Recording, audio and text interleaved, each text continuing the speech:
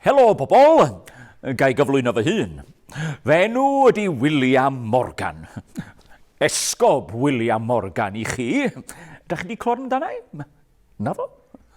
Wel, be am William Morgan cyfieithydd y Beibl? Na?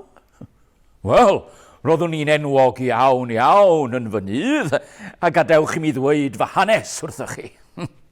Mi ges i fy ngeni yn y flwyddyn 1545 mewn tŷ o'r enw Tŷ Mawr Wybernant ger Pen Machno yng Ngogledd Cymru.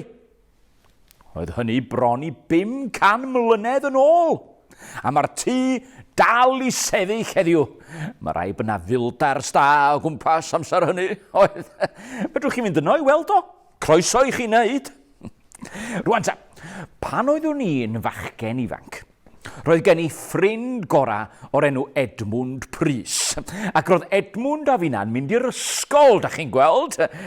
Wel, ddim cweit fel chi, achos doedd na ddim ysgolion fel sydd gyda chi heddiw o gwmpas Cymru ar y pryd, ond mi gafon ni'n gwadd i fynd i dyn enwog a phwysig iawn o'r enw John Wyn, oedd yn byw ym Mhlasty Gwydyr, i gael gwersi yn y tŷ gyda'i fab Morris Wyn. Ac roedd hyn yn wych o beth, da chi'n gweld, achos roedd o'n golygu bod ni wedyn yn medru mynd ymlaen i'r coleg i astudio. Wel, roedd y coleg agosaf ato ni yn bell i ffwrdd, 200 milltir i ffwrdd, yn Lloegr, Coleg Caergrawnt. Sut fyddwch chi'n teithio 200 milltir heddiw, tybed? Mewn car? Mewn tren? Mewn awyren? Wel, sut da chi'n meddwl fi rhaid i mi ag Edmund Prys teithio yr holl ffordd i'r coleg yng Nghaergrawnt? Cerdded. Ie, bob cam o'r ffordd. Wel, roedd y daith yn hir iawn. Dim ond pobl enwog sy'n trio codi pres sy'n teithio 200 milltir heddiw. Ond doedd gennon ni ddim dewis. 200 milltir, 20 milltir y dydd, 10 diwrnod o deithio. Roedd yna bothelli blisters ar yn traed ni erbyn diwedd y daith. Ond roeddwn ni'n falch iawn o gyrraedd y coleg yng Nghaergrawnt, lle ges i gyfle i astudio hanes y byd, crefyddau'r byd, a dysgu ieithoedd. Sawl iaith da chi'n medru siarad, tybed? Da chi'n gwybod sawl iaith oeddwn ni'n medru siarad erbyn mi adael coleg Caergrawnt? Dewch ni gael gweld. Fy enw i yw William Morgan. Cymraeg. Good day, my name is William Morgan. English, Saesneg. Je m'appelle William Morgan. Ffrangeg. Beth yma'r iaith hon ta? Et est nomen meum Williamus Morganus. Lladin. To onimai moi einau William Morgan. Groeg. Ac yn olaf, Shalom, Shnian William Morgan. Hebraeg. Pan o'n i'n hogyn bach, roedd Cymru yn wlad uniaith Gymraeg. Dim ond Cymraeg oedd llawer o bobl yn siarad, hyd yn oed yn Lloegr, yn siroedd a Mwythig a Henffordd. Ond, roedd y brenin Harri'r Wythfed am gael gwared ar yr iaith Gymraeg. Oedd yn beth rhyfedd iawn, o feddwl bod ei dad o Harri'r Seithfed yn dod o Sir Benfro, ac roedd ei hen daid o'n dod o Penmynydd Ynys Môn ac yn siarad Cymraeg oedd a ffarmwr Sir Fôn fel chi. Mae Cymru nawr yn ran o Loegr. Cymru yn ran o Loegr? Ydy hyn yn golygu bod ni ddim yn genedl ddim mwy? A dywedodd Harry, dim ond pobl sy'n siarad Saesneg fydd yn cael swydd?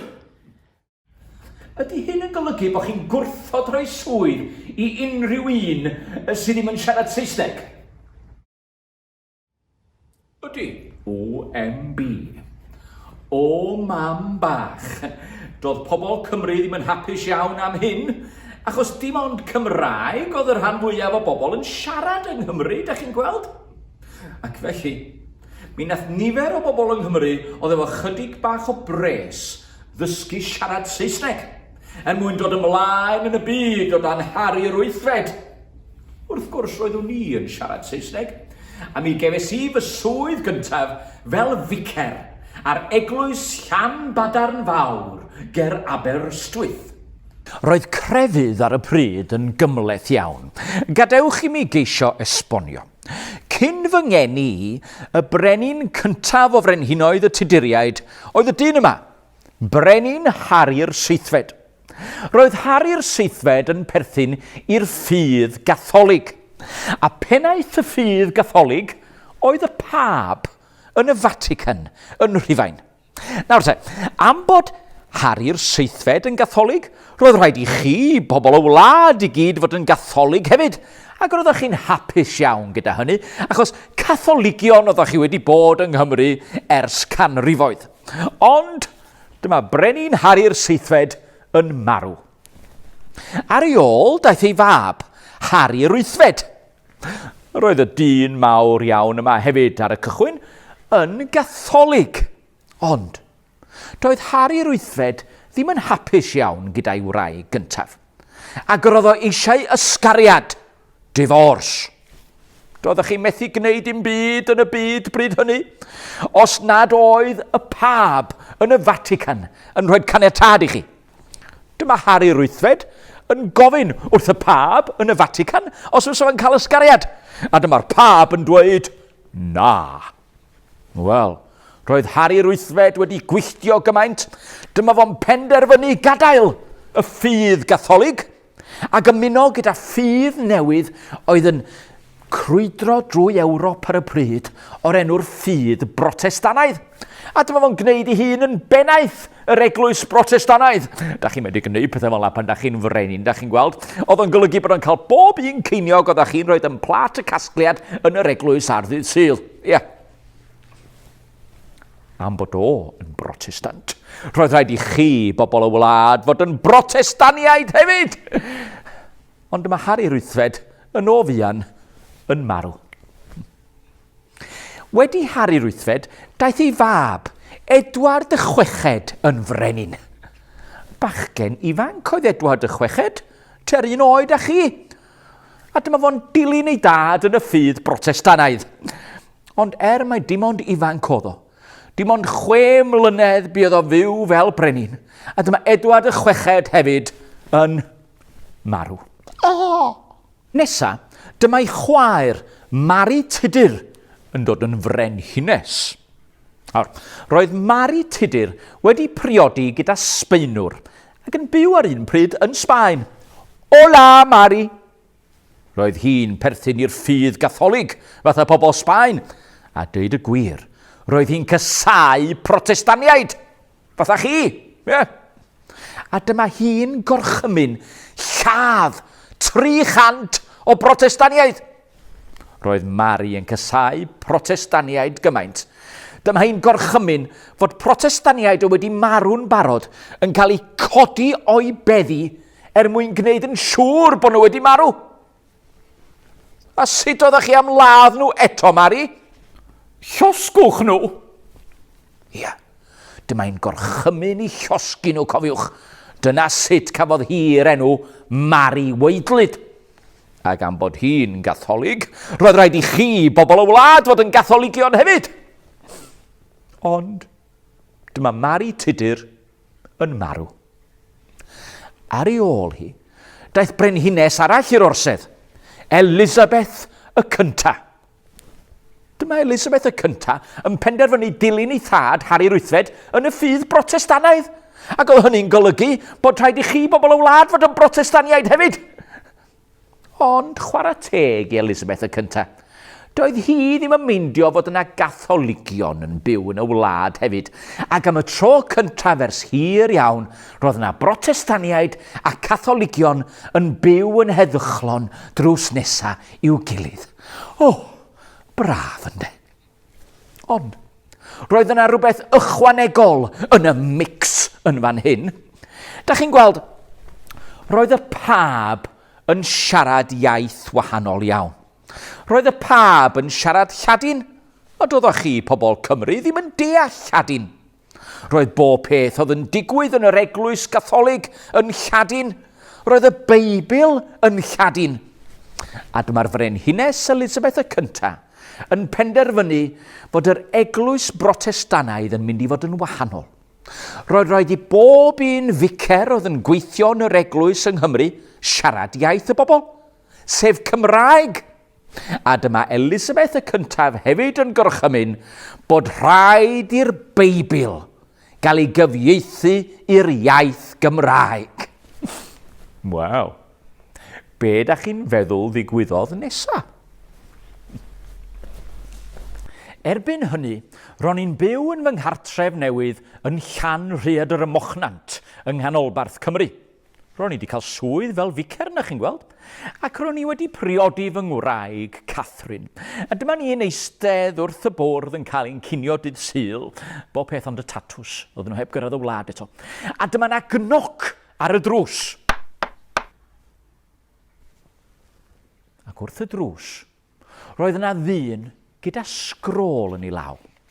Dyma fi'n darllen y sgrôl, gorchymyn, i mi fynd ar fy union i weld y Frenhines Elizabeth y cyntaf yn Llundain.